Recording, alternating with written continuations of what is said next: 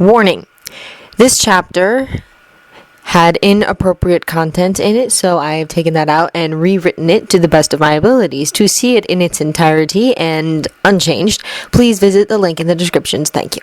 Stormborn by Black K. Cat. Chapter 33 Finale. Coda. Cadence for Storm in closing. Coda. A passage that brings a piece or a movement to an end. Cadence, a melodic or harmonic configuration that creates a sense of resolution, indicating the end of a section or piece. Jiraiya's feet are aching, even though he discarded Tsunade's stupid torture shoes as soon as he sat down. He pulls one into his lap and rubs at the arch absently, distantly wondering just how she manages to stay on her feet for 18 hours a day while wearing those things. Granted, hers are significantly shorter than the ones she forced him and Orochimaru into, but still, torture. The shoes only hold a very small portion of his attention, though the rest is centered firmly on the hospital bed in front of him, the pale, gaunt body of his former student laid out on the pale sheets. Nagato's red hair is like a spill of blood across the pillowcase, and the sight of him is absolutely unnerving. Jiraiya had thought him dead right up until Orochimaru revealed that he was still alive and the puppet leader of Akatsuki. And he wonders now just how much of Nagato's situation is his fault. How much can be attributed to him leaving 3 young children on their own in a war zone. Nagato isn't the wasted near corpse he was when Naruto dragged him back to the village in his automated walker, repentant and prepared to die to pay for his crimes. Tsunade was able to counteract the damage caused by the demonic statue of the outer path through a transfer of chakra from several of the Jinchuriki. He's Nagato again, rather than a somewhat lively zombie, and while seeing him like this eases Jiraiya's mind slightly, he's still reeling. More so than when he first learned of a student's fall from grace, even, because that was distant knowledge, and this is understanding. This is proof that something went wrong, despite Jiraiya's best intentions. He should have dragged the 3 kids back to Konoha with him. He should have insisted, no matter how much he knew Yahiko wanted to save Ame.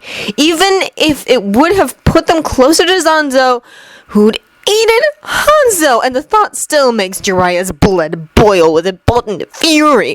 It would have taken them out of his line of fire. It would have kept them relatively safe and prevented this. All of this, likely, or enough of it to count. But Nagato has seen the error of his ways, helped along greatly by Naruto's unwavering conviction that peace is truly possible. He hasn't even been punished because he's an Uzumaki, and Naruto immediately claimed him as a clan member and citizen of Uzushio, and he's here in the hospital sleeping peacefully. Konan is in the next bed over, equally out of it, and she looks like a vast weight has been lifted from her shoulders, as though she's just regained hope in the world. The Naruto effect, Tsunade had called it, and her tone was light, but the look in her eyes was absolutely serious. Jiraiya can't help but agree. There's no flicker in the shadows, no sound of steps or anything of the sort. But Jiraiya still has instincts honed over 2 years of close contact and 4 more of slightly more regular meetings, so he doesn't jump out of his skin when his sneaky little student spontaneously appears 3 inches to the left of his elbow. Sounds good, he says, and can't quite fight his faint smile at the sight of the Uchiha. He never expected to do anything but hate the boy when they first met. Hate him and reluctantly train him, give him the bare minimum that Jiraiya could get away with, but... well, he's become grudgingly fond of the kid with his big-headedness and single-minded devotion to Naruto and his deeply buried sense of humor. Training him had been good, satisfying. And if he's not another Minato, not Naruto, with his strange, sideways sort of genius, that's probably for the better. Jiraiya knows his own flaws, and at least with Sasuke, he was never able to project his feelings for anyone else onto the boy the way he likely would have done if Naruto kept training with him. Naruto is the spitting image of his father, after all. Arrow Sennin, Sasuke answered, the faint tip to one corner of his mouth that speaks of amusement. Probably a Jiraiya's eternal aggravation regarding that nickname knowing him. Or, nice dress. That. The only upside to the fact that he has to wear the stupid thing for a solid 12 hours is he's made very, very sure no one has been able to get pictures, and Tsunade's let him remain mostly in the hospital, so only a fairly small pool of people have seen him. Unlike Orochimaru, who has quite calmly accompanied Tsunade all around the village in her duties. Then again, the only looks Orochimaru gets are because he looks like a girl in a very short skirt. Whereas for Jiraiya, those looks are significantly more horrified. He'd hold this over Orochimaru's head forever! Except that in this case, it actually works in the Snaky Ninja's favor. Jiraiya chuckles despite himself tugging at one ruffled hem. Orochimaru and I lost a bet. Tsunade's viciousness knows no bounds, he explains. Another pause, his eyes still fixed on Nagato's still form, and then he offers lightly, "So, you and Naruto, huh? Minato cornered you yet?" The barely visible smirk deepens, becoming blatant. "He's currently attempting to convince Naruto that I'm too old for him," he says in clear amusement. "When I left, Naruto was in the process of reminding his father that he could technically be considered in his 60s, given his memories. Jiraiya wishes Minato luck, though he already knows Naruto won't so much as budge. The brat has his mother's stubbornness, and it's only been tempered, living among so many other Uzumaki." "Talked to Tsunade yet?" he asks, switching to rub at his other foot. He's familiar enough with both his student and his former teammate to recognize the slightly abashed expression that flickers over Sasuke's features. Then again, it's a pretty common one when directed at Jiraiya and can be roughly translated as, "The Hokage scares me. Won't you please be my meat shield and bring the topic up with her for me instead?" He gives Sasuke a scowl because no, and gets a flatly entreating expression in return. "We have a month," Sasuke points out when the silence gets too accusing for him to withstand any longer, and he's not quite fidgeting, but it's definitely close. "The Chunin exams haven't even started yet." And Sasuke, who Tsunade has always enjoyed picking on, in no small part because he and Jiraiya can so easily get a rise out of each other, will obviously put it off until the very last moment, and then Tsunade will refuse on principle. Jiraiya sighs and rubs a hand over his hair, giving in with bad grace and a roll of his eyes. Fine, I'll do it. But you're going to owe me one, kid. Or several dozen." Sasuke nods his quick acceptance of this, then turns to head for the window. A single step away, he pauses, and then says gruffly, "Thanks." "For everything," is the part he leaves unspoken, but Jiraiya hears it anyway. "Keep in contact," is his only acknowledgement. They're both happier that way. "And the next time you try and sneak up on me like that, I'll drown you in a puddle. Got it, brat?" The jerk just grunts something that could have been a sound of amusement, a vague threat, or simple recognition of someone else having spoken, and then is gone. Jiraiya narrows his eyes after him because he's been around long enough to know when the brat is planning something, and has been on the receiving end of enough of Sasuke's Naruto-inspired pranks to know when he should be wary. And he's definitely getting that feeling right now, which is very much not good. But still, if Sasuke is going to end up where he thinks Sasuke is going to end up, he won't have to worry about it for that much longer. Jiraiya smiles a little as he turns back to his first student, watching Nagato breathe deeply and evenly, and puts it out of mind. This isn't a night for worrying after all. Tomorrow will be soon enough of that. Sasuke turns back a few yards from the hospital, no longer bothering to find his smirk, and studies the life-sized photograph pinned to the wall of the nearest building.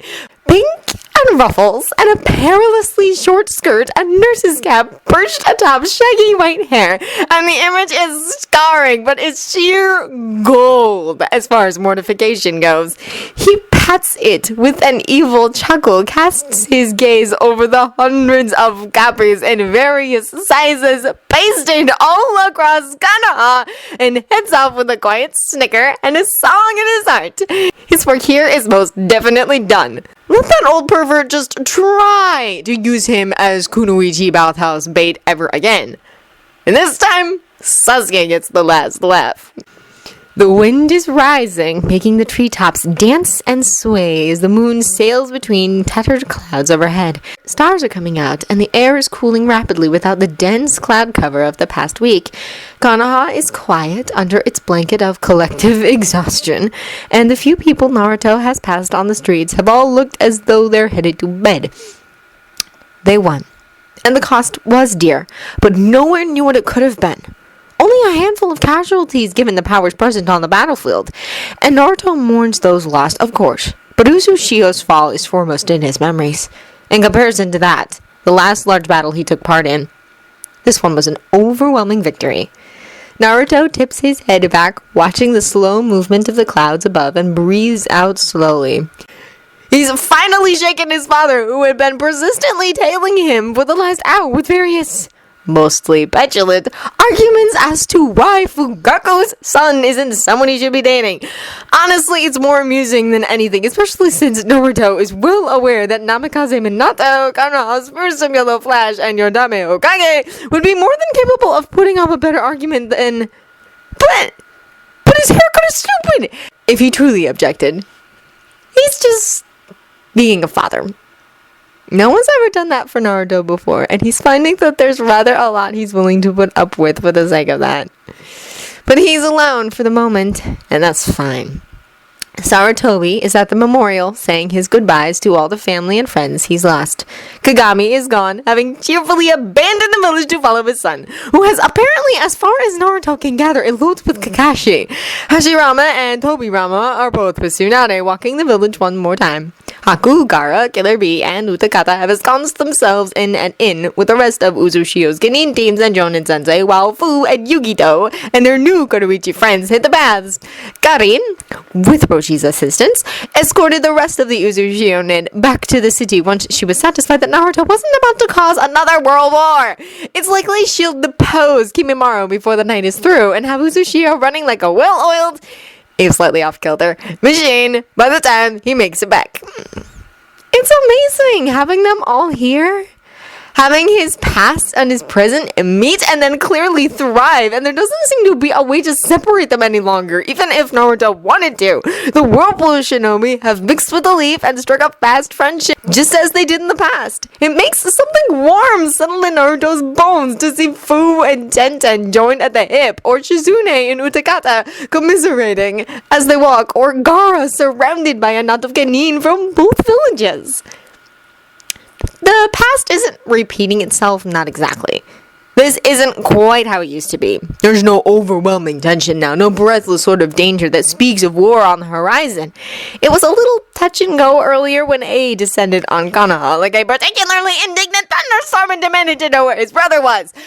But it's better now, and the Kage brought several Genin teams with him to enter in the exam.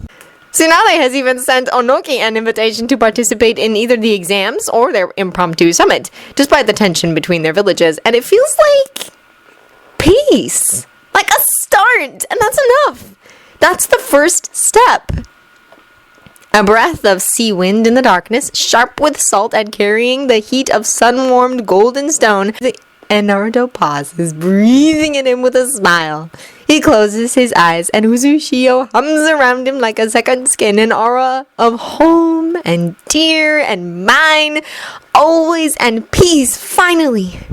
She feels content, the way she did that first night the city was whole, the construction finished, and her people sleeping soundly within her strong walls. It's a good feeling, so good, like a warm fire after a long day in the cold, a hearty meal with family for an empty stomach, like a hug after a long absence, or a soft kiss for no reason at all. We did it, Naruto tells her softly, and feels Kurama add a sleepy, relaxed agreement from deep within him. It's over, finally. We did it. Awake. Alive, she agrees, sweet and warm in his ear, and just for a heartbeat, he sees Uzushio as she is. spread out in shades of red and white and gold beneath the moon, 1,000 hearts beating peacefully within, sees the ocean cool and gentle washing up along the shore, walls and watchtowers like bones and skin, streets like veins and people like blood, and beneath it all her heart, fierce and beautiful, carved with the names of every family she calls her own. Awake, living, the both of us. The city is alive and the people are returned, and your soul dwells here. Thank you, child. I called you back, and you came. Naruto remembers death, remembers a knife at his throat and darkness closing in around him. But her touch is peace and joy, comfort and ease, and Naruto allows himself to forget about war and sorrow and death, to push them aside because they're not important anymore, not relevant now with the way their world is changing.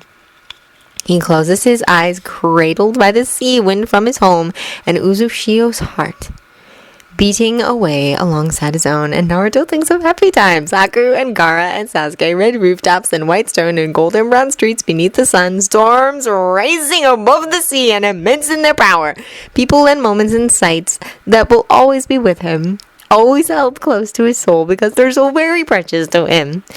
His reason for existing, for returning.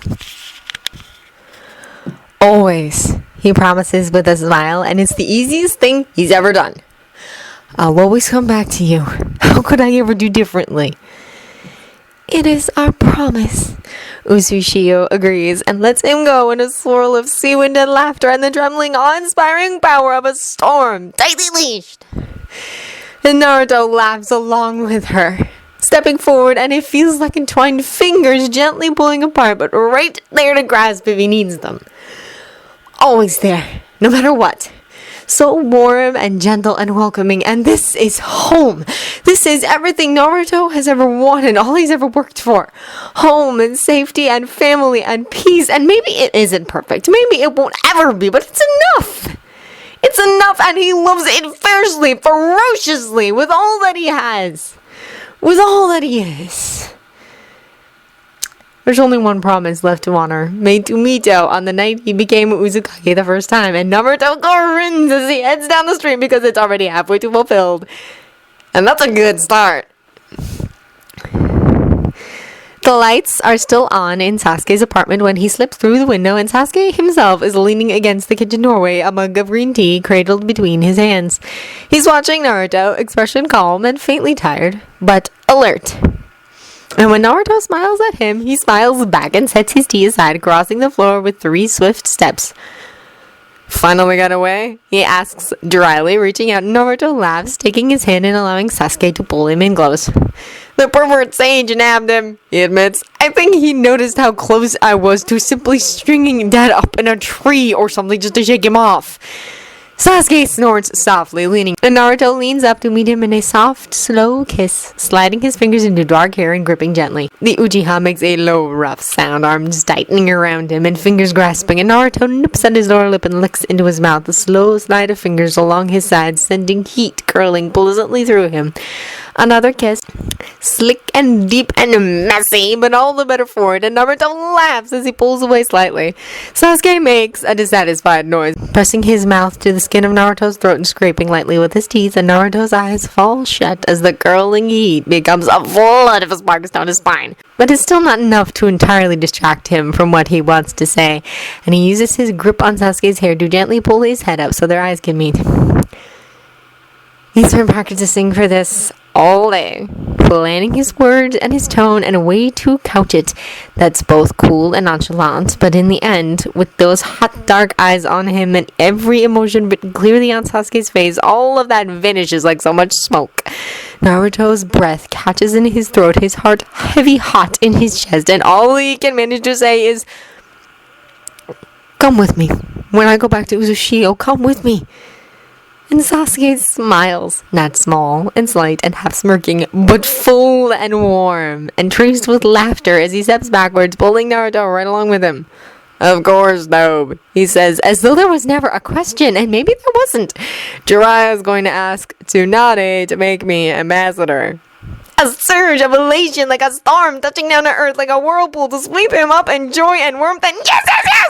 And Naruto laughs and leaps at Sasuke, tackling him right to the floor and kisses him hard, wrapping his arms around him tight. Because he could have survived with Sasuke and Konoha and him and Uzushio. He could have endured, but he doesn't have to because Sasuke is coming home with him. Sasuke laughs too, wrapping an arm around him again and rolling them over, pinning Naruto to the floor and returning the kiss with endless tongues and heat and silver bright sparks of white behind Naruto's eyes. Spend the night, Sasuke says, low and intent, and Naruto knows this won't just be sharing a bed. This is everything, and he wants. Yes, he agrees, got halfway between laughter and breathlessness, and Sasuke kisses him again, like relief, like thankfulness, even though Naruto can't imagine how he had any doubts at all. Bedroom, he reminds Sasuke, who makes another dissatisfied noise, as though moving goes against everything in him at the moment. Naruto laughs at him, wiggling out from underneath him, even as Sasuke tries to pin him again, but Naruto is too fast and makes to his feet before Sasuke can get a good grip. With a low huff, Sasuke rises too, eyes narrowing, and Naruto raises a brow in mocking challenge. Sasuke growls and lunges, and he's fast, but Naruto manages to turn at the last moment, Kanzashi chiming brightly as he tucks away. He takes 3 steps back, and then has to dart aside again as Sasuke's next attempt brings him close enough for his fingertips to skim sea blue cloth. Sasuke goes tumbling past with a noise of nearly offended surprise, and Naruto laughs before he can help but dancing away from an affronted cake until he's at the edge of the hallway. Rising to his feet again, Sasuke narrows his eyes, studying Naruto closely. Those bells, he says, realization beginning to dawn. Naruto grins back at him smugly and tips his head, making the Kanzashi chime again. You mean these? He says with false innocence. What about them? Sasuke is staring at him, and Naruto can all but see him adding up the number of times Danzo missed him so narrowly, or Obito did, remembering how Naruto came out of both fights almost unscathed, even with the bells announcing every movement as he made it. He can see when Sasuke makes the connection, his eyes going wide and then narrowing sharply again in sudden understanding. They're off, he says in disbelief. They chime after you move, not as. Grin widening, Naruto reaches up and pulls them out, letting his hair fall loose around his face as he flips one around his fingers and then tosses it over.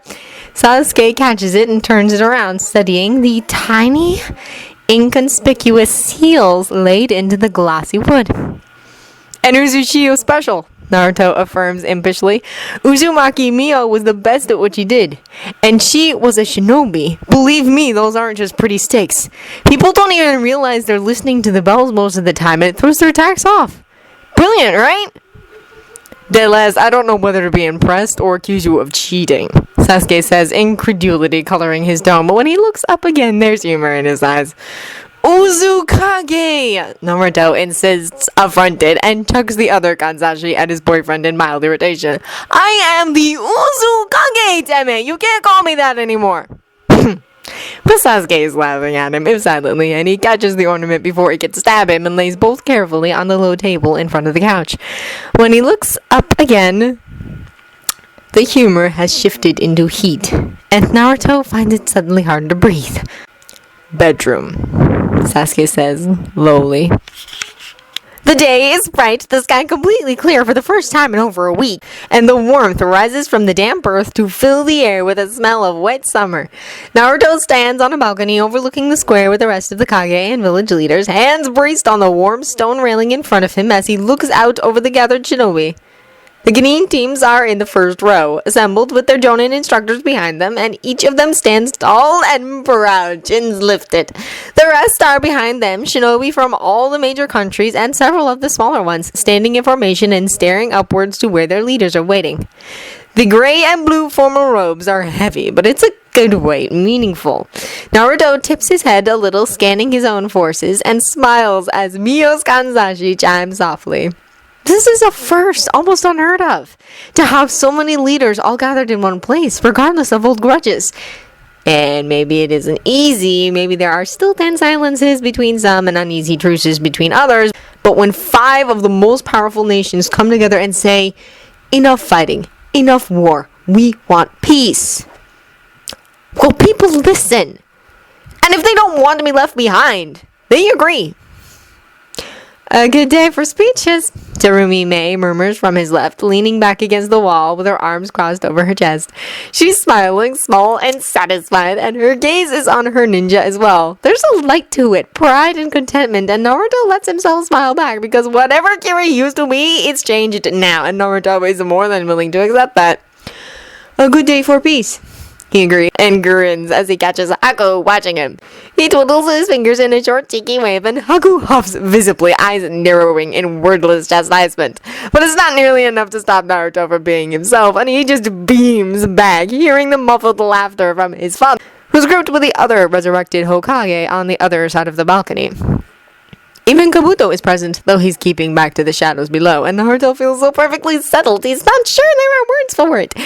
Sasuke is watching too. It's impossibly easy for Naruto to pick him out of the crowd, standing with Ino near the far wall, and his eyes haven't left Naruto for more than a few seconds since this whole thing started. Tsunade steps forward, vivid in red robes, and silence spreads like ripples on water as she takes center stage. Usually, she says with faintly wry amusement, voice carrying over the square, I'd say the speech is for the Genin who made it to the final round. But this is something different. Different circumstances, a different time. I don't want the first thing you hear from us to be talk of war, because we're better than that. We have our pride and our strength, but we don't have to go to war to show it. Many of you fought when Madara's forces invaded. Many of you were wounded. Many of you spilled blood to protect Kana, even though it isn't your home. You did it because there was a threat to this world, and because we are shinobi. Because we protect and we fight for our homes, our families, our dreams.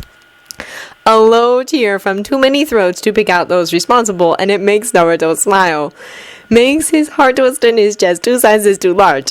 Tsunade is smiling too, and she unrolls the scroll she's carrying, raising it up until the neat row of signatures on it is entirely visible. Peace, she says, and it ripples over the crowd, low and firm, and intense enough to send a thrum through Naruto's very bones. Standing behind her, clad in Otogakare's white and purple, Orochimaru shifts slightly, gaze flickering to where Jiraiya is leaning against a building and watching with a happy grin. That's the opportunity Madara left us with. He threatened our world, threatened those who sacrificed or were sacrificed in the name of peace. Tsunade inclines her head to the 6 Jinchuriki in the very middle of the square, and maybe once there would have been space around them, a wary buffer. But Kumonin credit on one side, Kananin on the other, and Uzushio take up the remaining space that's to be had, not leaving an extra inch. She raises her voice again over the murmur of recognition that rolls through the crowd and says fiercely, Never again. This will be our peace, together and balanced. It will be hard, it will take time, but never again do I want to see villages destroyed or needless deaths. We are your Kage, your leaders, your village heads, and we may only be human, but that's enough. These exams will go forward, but not as a proxy for war. This time we stand for honor shared, for countries working together without bloodshed. Will you stand with us? Naruto closes his eyes as 100 throats cry their agreement back, and as he stands side by side with the other leaders, Uzushio rebuilt and given a place once more, and smiles. He looks out again, finding faces in the crowd, Fu cheering, and Utakata laughing, and Gaara smiling, Roshi bellowing his approval, and Haku with something close to wonder on his face. Finds Sakura with tears on her cheeks, Minato beaming, and then Sasuke watching him still, a faint smile tilting his lips and contentment in every line of his face. Naruto smiles, winks, and blows a kiss, and Sasuke smiles back.